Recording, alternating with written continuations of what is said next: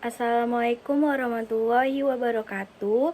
Perkenalkan, nama saya Nadia Marputri dengan NIM 24020120. Baiklah, di sini saya akan mempresentasikan PPT saya yang berjudul Konsep dan Aspek Keram Otot. Yang pertama itu adalah latar belakang. Nah, latar belakang yang pertama itu ada keram otot. Keram otot adalah kontraksi otot yang tiba-tiba, tidak disengaja dan menimbulkan rasa yang nyeri. Ia sering terjadi pada otot rangka, betis, kaki, perut, atau punggung. Dan dialami oleh pekerja berat, ibu hamil, lansia, atau orang yang kekurangan cairan. Faktor pencetus yaitu kelelahan otot, gangguan elektrolit, dehidrasi, gangguan vaskular, dan posisi yang salah. Nah, keram otot dapat mengganggu aktivitas tidur, mobilitas, dan kualitas hidup. Nah, perawat itu berperan penting dalam pengkajian, intervensi non-farmakologis, edukasi, serta pencegahan. Pengertian keram otot. Keram otot menurut para ahli adalah kontraksi atau pengencangan otot yang secara tiba-tiba, tidak disengaja, dan menyakitkan.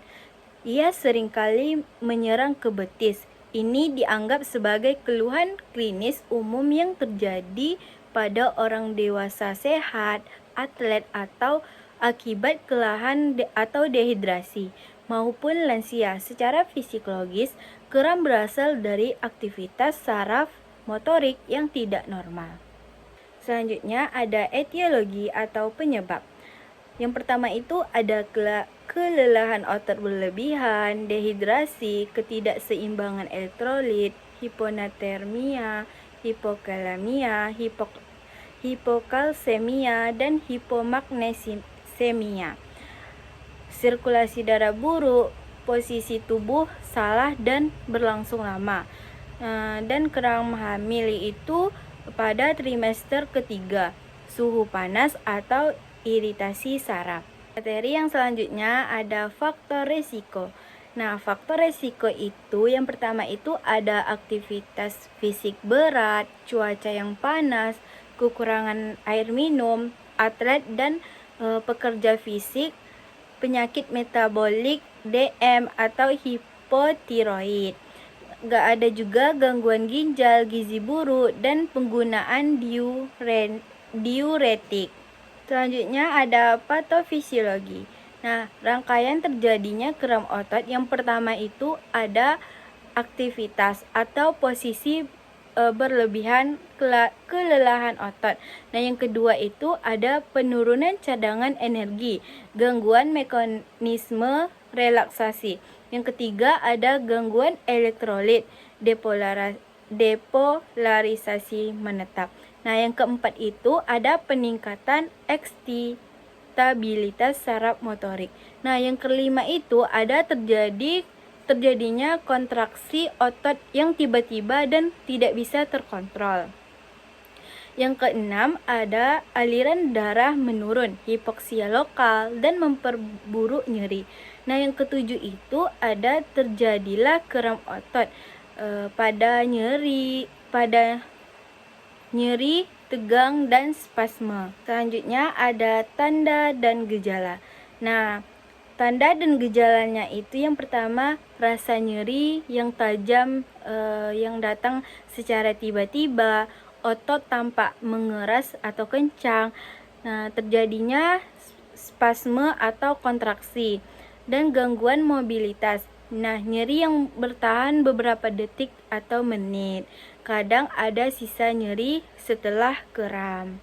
Selanjutnya itu ada pemeriksaan diagnostik. Nah, pemeriksaan diagnostik itu ada pemeriksaan elektrolit, EMG, atau jika diperlu pemeriksaan laboratorium, dan penilaian status dehidrasi. Materi yang selanjutnya ada terapi non-farmakologis. Nah, terapi non-farmakologis itu ada peregangan otot, kompres hangat untuk relaksasi otot, pijat lembut pada area kram, hidrasi, minum air yang cukup.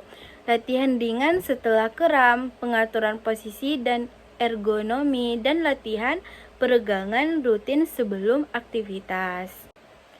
Nah, materi yang sebelumnya itu kan terapi non farmakologis. Nah, sekarang yaitu terapi farmakologis. Nah, terapi farmakologis itu yang pertama ada suplementasi elektrolit, yang kedua itu NSAID untuk nyeri jika diperlukan, dan yang ketiga itu relaksan otot atau kasus tertentu. Lalu ada pencegahannya. Nah, pencegahannya itu yang pertama minum air yang cukup, pemanasan dan peregangan sebelum olahraga. Hindari aktivitas berlebihan, konsumsi makanan tinggi mineral, dan gunakan alas kaki yang nyaman dan lalu istirahat yang cukup. Lalu ada materi pengkajian keperawatan. Nah, data subjektifnya ini, klien mengatakan rasa nyeri tajam pada otot, mengeluh otot mengeras, mengeluh kesulitan bergerak, riwayat aktivitas berat, kurang minum, atau kelelahan. Nah, yang selanjutnya ada data objektif.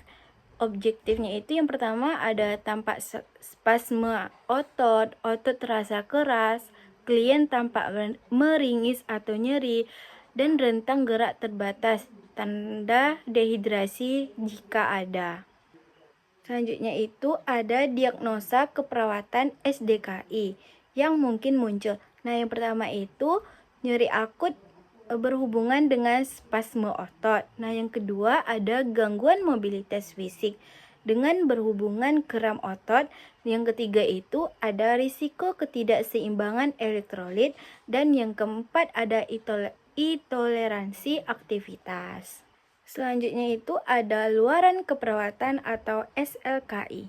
Nah, yang pertama itu ada nyeri akut.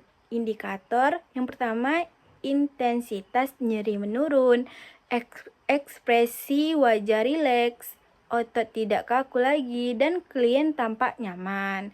Yang kedua ada mobilitas membaik. Yang pertama meningkatnya rentang gerak, yang kedua itu berkurangnya spasme, dan yang ketiga klien mampu bergerak tanpa bantuan dengan orang lain.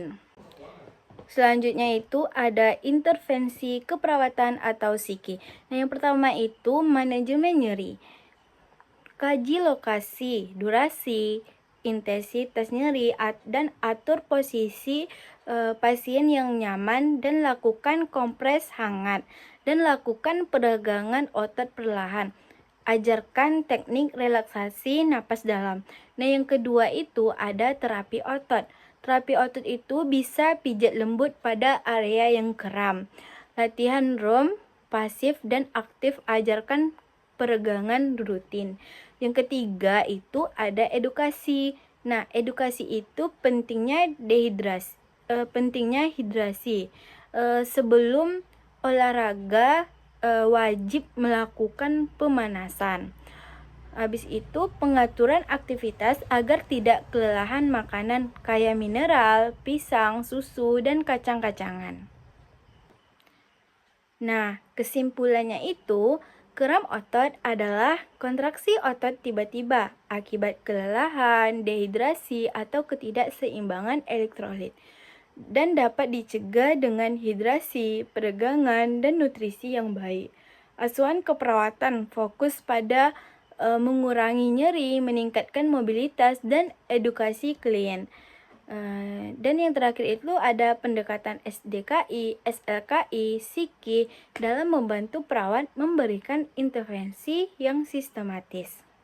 Baiklah, sekian dari presentasi saya. Apabila ada kekurangan dan kesalahan, saya minta maaf. Wassalamualaikum warahmatullahi wabarakatuh.